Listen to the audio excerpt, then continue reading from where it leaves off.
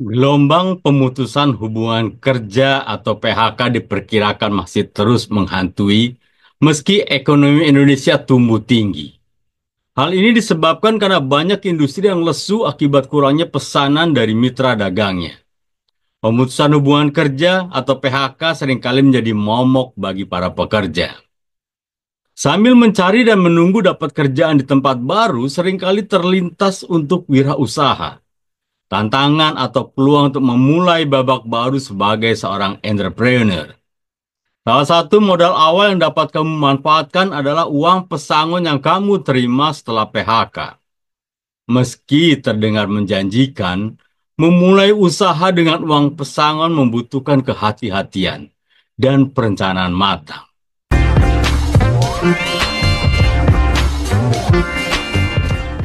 Gunakan pesangon dari perusahaan sebagai modal usaha.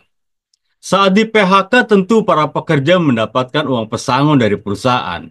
Nah, uang tersebut bisa digunakan untuk modal usaha. Namun setelah dikurangi dengan simpanan dana darurat.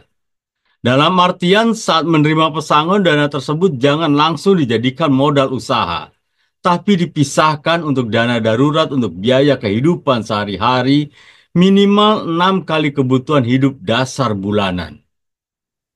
Karena usaha belum tentu bisa langsung menghasilkan profit yang stabil, sedangkan kebutuhan keluarga dan pengeluaran rutin tetap harus diperhatikan.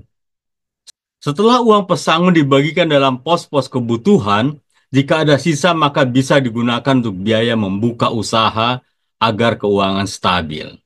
Berikut beberapa cara menabung uang pesangon setelah kena PHK secara efektif. 1. Evaluasi kebutuhan keuangan. Bersikap lebih strategis pada gaji terakhir.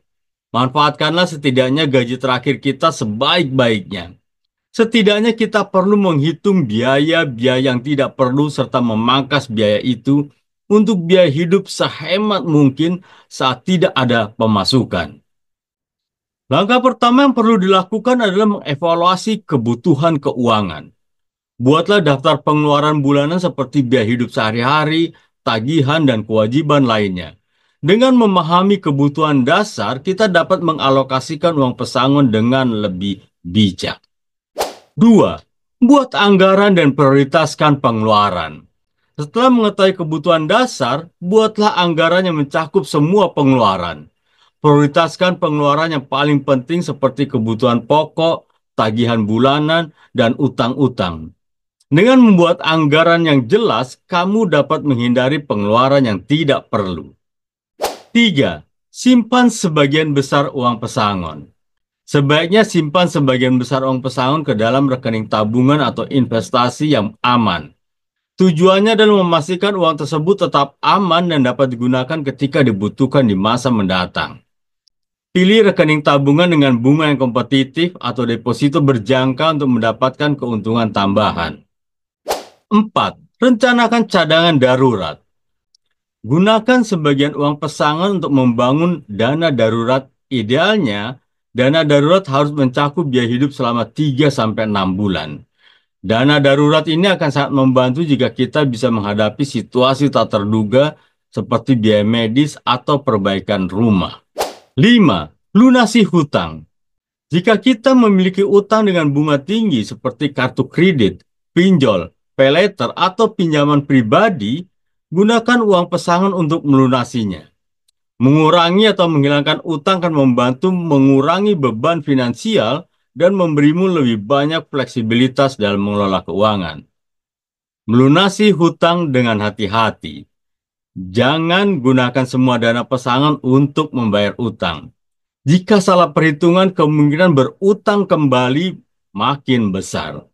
Coba lakukan restrukturisasi kredit atau memperpanjang waktu pelunasan bila uang pesangon tidak mencukupi untuk melunasi semua hutang. 6. Cari sumber penghasilan tambahan. Meskipun baru saja mengalami PHK, penting untuk mencari sumber penghasilan tambahan. Kamu bisa mencari pekerjaan paruh waktu, freelance, atau memulai usaha kecil-kecilan. 7. Investasikan dengan bijak. Jika memiliki pengetahuan dan pengalaman investasi, pertimbangkan untuk menginvestasikan sebagian dari uang pesangon. Pilihlah instrumen investasi yang sesuai dengan profil resiko, seperti reksadana, saham, atau obligasi. Pastikan untuk melakukan riset terlebih dahulu atau berkonsultasi dengan ahli keuangan sebelum berinvestasi. 8. Evaluasi dan sesuaikan anggaran secara berkala. Evaluasi anggaran secara berkala dan sesuaikan sesuai kebutuhan dan perubahan situasi. Dengan memantau pengeluaran dan tabungan, kamu dapat memastikan bahwa uang pesangon Anda digunakan secara lebih efektif. 9. Jangan tergoda untuk berbelanja berlebihan. Setelah menerima uang pesangon, mungkin ada godaan untuk berbelanja barang-barang yang diinginkan. Namun penting untuk menahan diri dan fokus pada prioritas keuangan sehingga pesangonmu tidak cepat habis. 10. Cari dukungan dan informasi. Kalau kamu merasa kesulitan dalam menabung pesangon dan mengelola keuangan, jangan ragu untuk mencari dukungan. Konsultasikan dengan ahli keuangan, terutama jika perusahaan memberikan fasilitas konsultasi keuangan gratis, atau ikuti workshop tentang perencanaan keuangan, dan dapatkan informasi serta panduan yang tepat untuk membantumu menabung uang pesangon. 11. Pikirkan pundi-pundi uang tambahan. Terakhir, kita mulai menghitung aset yang dimiliki dan kita bisa manfaatkan aset yang kita punya. Misalnya punya rumah kosong, kalau disewakan untuk menambah pundi-pundi uang saja, atau menyewakan mobil.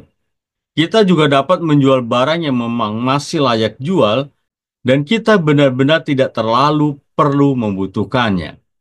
Minimal, uang tambahan itu bisa terus masuk ke rekening kita untuk menopang kebutuhan hidup sampai mendapat pekerjaan baru. Penutup, tetap tenang dan rasional.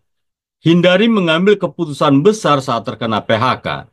Memang, saat terkena PHK kita akan merasa sangat terpukul dan kadang tidak bisa berpikir jernih, apalagi mengelola keuangan untuk kedepannya.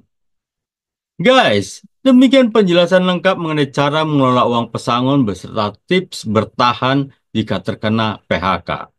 Uang pesangon adalah untuk bertahan hidup selama tidak dan belum bekerja. Oleh karena itu yang diutamakan adalah untuk kebutuhan, bukan untuk bersenang-senang. Tips ini juga bisa diterapkan untuk Anda yang memasuki masa pensiun atau mengambil pensiun dini. Pola dan caranya hampir sama. Hanya untuk pensiun Anda harus mempertimbangkan faktor usia, kekuatan, dan kesehatan bila ingin berwirausaha. Dalam playlist inspirasi bisnis di channel saya ini akan membuat video seri mengelola uang pesangon. Semoga bermanfaat. Jangan lupa klik like and subscribe untuk mendapatkan informasi selanjutnya. Salam sukses.